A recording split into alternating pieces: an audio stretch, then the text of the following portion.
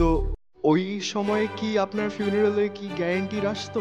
এটা একটা বাংলার সিনড্রোম, একে বলে ষড়যন্ত্র থিওরি। আর parents not also doing that? আমরাই ফোর্স করেছি। এটা ফুললি ডিসএগ্রি।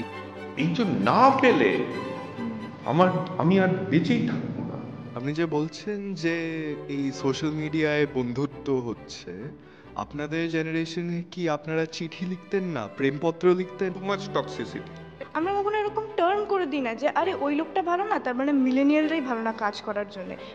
তোমাদেরকে কিছু বলা যে তোমাদের এটা আমরা পছন্দ করি না, তার মানে অ্যাটাক। আপনি বললেন ছেড়ে দিই, তাহলে আপনি এখানে বলছেন যে যে কমিটমেন্টটা নিয়ে ঢুকেছি ওইটা থেকে বেরিয়ে। Gen Z doesn't want to come out of their home. অনেক সময় যে আমরা আর্টিকেলগুলো পাবলিশ হয়, তারপরে সেগুলো প্রথম পেইড আর্টিকেল হয়। যে কোম্পানির টপ ম্যানেজমেন্ট ফ্রাস্ট্রেটেড, সেখানে থেকো না। আপনারা যেরকম ওয়ার্ক কালচার দেখেছে, জেনজি সেরকম ওয়ার্ক কালচার দেখছে না। তাহলে দাসত্ব করো, যদি অ্যাকসেপ্ট করো তাহলে কেঁদো না। তাদেরকে তো হায়ার করতে পারবে না just because they have this negative mindset about this generation. Gen Zs are easily offended. Tata, ওরাও জেনজিদেরকে হায়ার করে আসায়। This needs to change.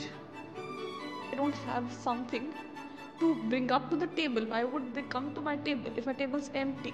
আমরা আড্ডা মারতাম। আমরা যখন আড্ডা মারতাম, আমরা দেখতাম না আমার পাশের বস্তির রিক্সাওয়ালার ছেলে, না বড় বিজনেসম্যানের ছেলে। Coming from the study itself, you said 1 out of 6 companies will not want a Gen Z person.